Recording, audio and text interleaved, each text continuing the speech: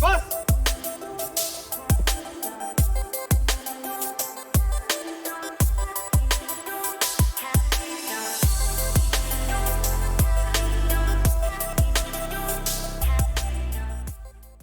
Welcome to number 9 Squadron online training, based here in Wanganui. It's really great to have you along.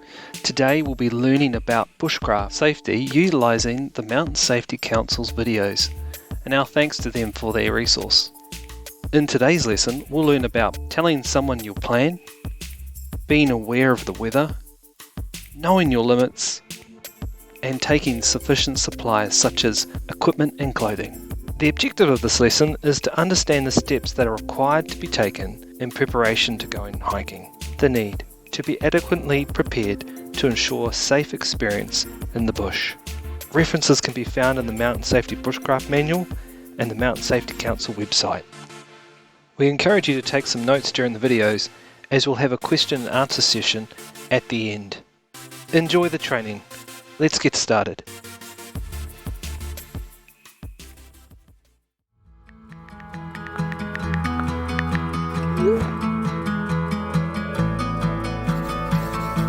Telling someone your plans before the start of your trip is essential, no matter what you're doing or where you're going.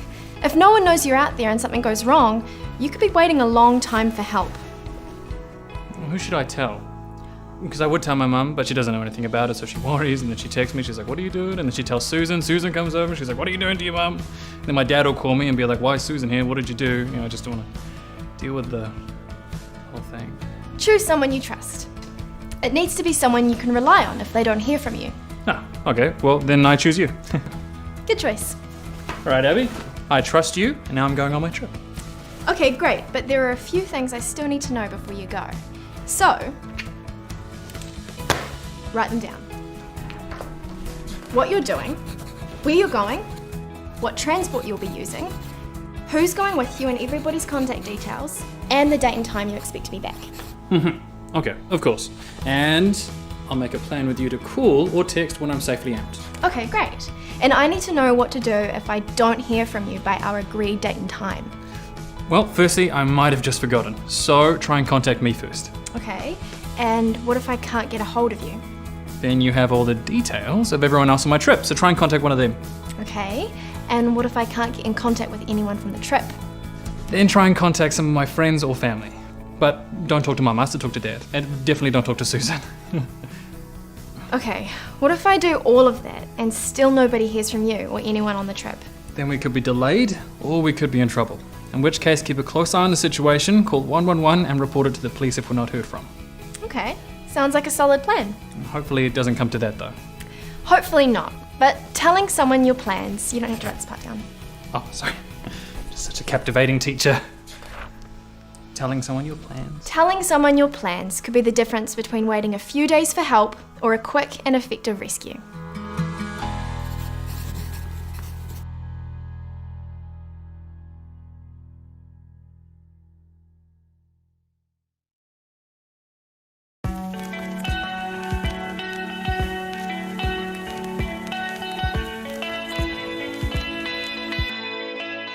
One of the biggest unknowns when adventuring in the outdoors is the weather. It can change fast in New Zealand, from sun to snow, especially in the hills and even in summer. An essential part of your trip planning is knowing the weather forecast for the duration of your trip. You'll need to consider this when choosing where to go and when. Chester is a meteorologist from Met Service who's kindly invited us in to teach us what to look for in a forecast. That's right, so come on in and I'll show you around. Wow, it's quite the setup in here, Chester. Yeah, everyone and everything in here are working to provide the most accurate forecast possible. That way you can be prepared before you head out and you can just enjoy the outdoors. Okay, so when we're looking at a weather forecast for our trip, where do we start? Start with our website. You can start at the mountain forecast, the national park forecast, or the rural forecast for the region you're heading into. These are forecasts produced by our team here, and they will tell you what conditions to expect. Pay special attention to any weather warnings or watches. Okay, so what other information should we pay careful attention to? Be sure you're aware of the summary of the weather of the day ahead in our text forecast. That's produced by our team of forecasters. There are also computer models that produce useful information like the freezing level. This is the height above sea level that the air temperature reaches 0 degrees. It's especially important to check this to see if any rain will fall as snow near this level. Next, you want to look at the wind speed. How strong is the wind and what direction is it coming from? This will help you work out if you will be exposed to any strong winds on your trip and where you will be sheltered from it all. If you have cold temperatures and wind, this could be an exceptionally dangerous combination due to wind chill. The next thing to look at is the precipitation amount. This will let you know how much rain to expect, if any at all. Heavy downpours or thunderstorms can make rivers and streams rise rapidly, and this is when people get caught out. There is a wind chill temperature on the website as well. Wind will zap heat out of your body, leaving you exposed to temperatures that you might not have anticipated. Check this temperature so you know how many layers of clothing you should wear, and if you need your woolly hat. It is important to be adequately prepared. All these together make up your forecast. That's really helpful. Thanks, Chester.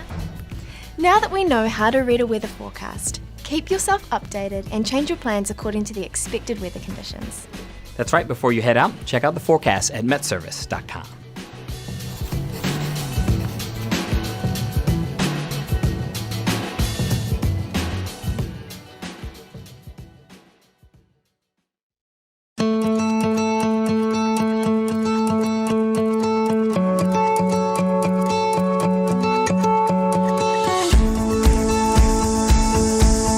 Challenging yourself is a great way to learn new things, and it's incredibly rewarding to return home from a successful adventure.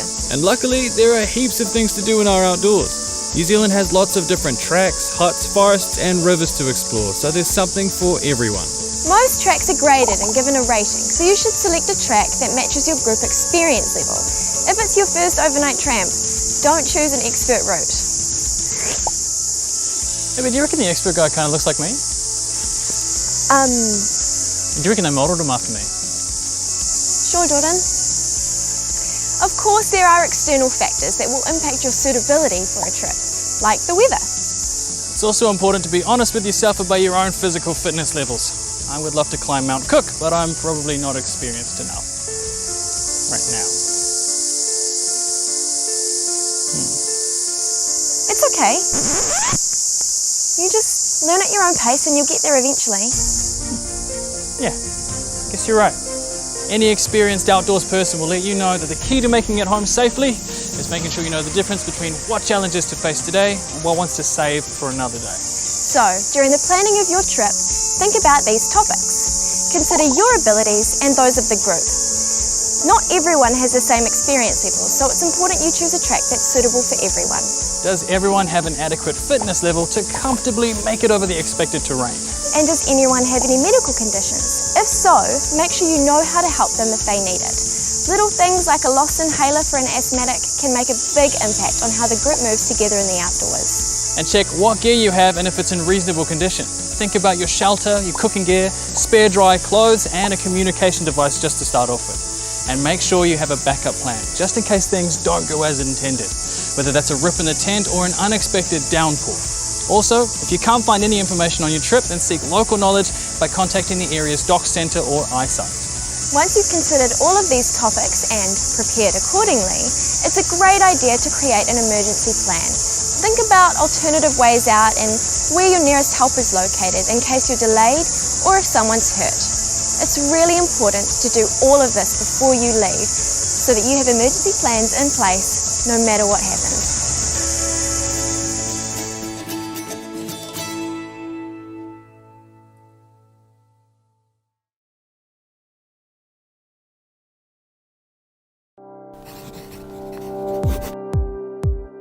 Each trip you take could require different kinds of clothing and equipment in different quantities.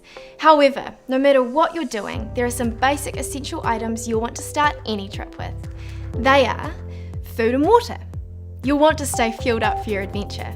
Clothing, both what you'll be wearing and spare stuff for in the evenings or when the weather changes. Cooking equipment. You can't create a gourmet feast if you've got nothing to cook and eat with. You also need a pack to carry all of your gear. Some items you'll want to keep handy in your pack are a map, head torch, toiletries and compass.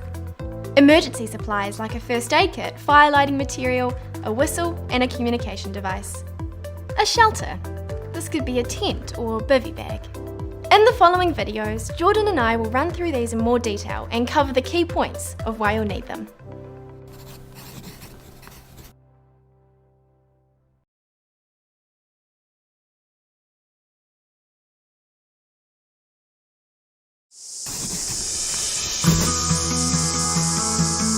Choosing the right clothing for your trip can help you stay as comfortable as possible no matter what the conditions. The trick to dressing for the outdoors is to wear lightweight, breathable materials and then layer them.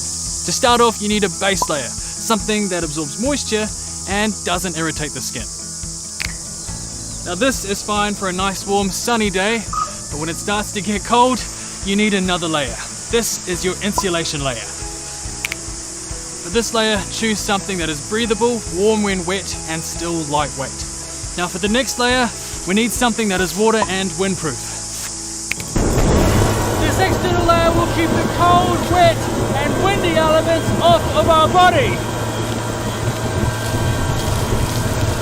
As long as you put it on before the wind and rain actually starts. See? Doesn't bother me because I've got all 3 layers on. Wearing multiple layers allows you to add or take away clothing as you warm up or cool down. Remember to focus on your core, which is your head, your chest, and your hands. And also, don't forget that clothing doesn't create heat, it simply reflects it.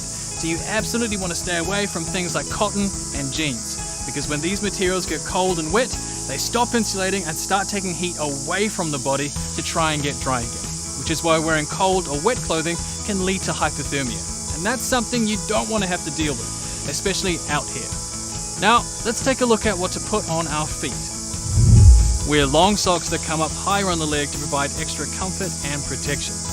Include a few pairs of long socks as well as some for the evenings, because there's nothing like putting on a fresh pair of socks after a long day of walking.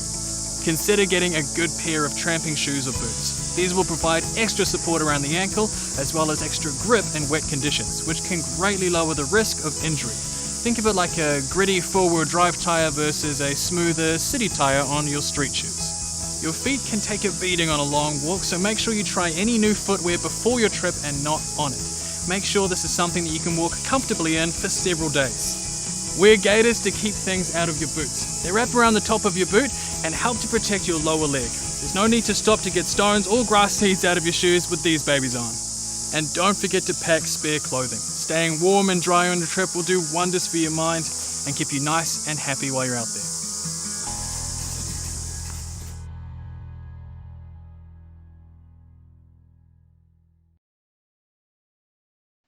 Well, that concludes the videos from Mountain Safety Council today. But before we go, let's have a quick quiz and see how you got on.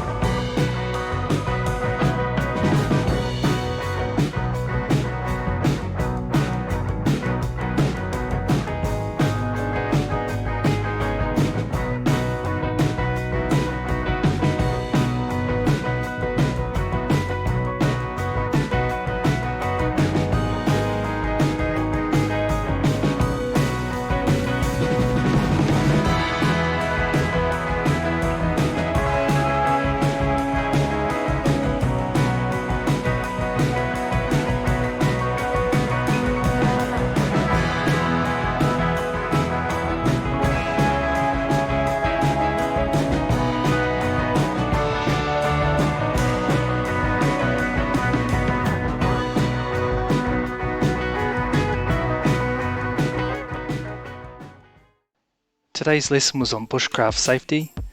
The objective was to understand the steps required to be taken in preparation to go hiking. The need to be adequately prepared to ensure a safe experience in the bush. References can be found in the Mountain Safety Council Bushcraft Manual and the Mountain Safety Council website. Thank you for participating with 9 Squadron Online, and we look forward to seeing you soon.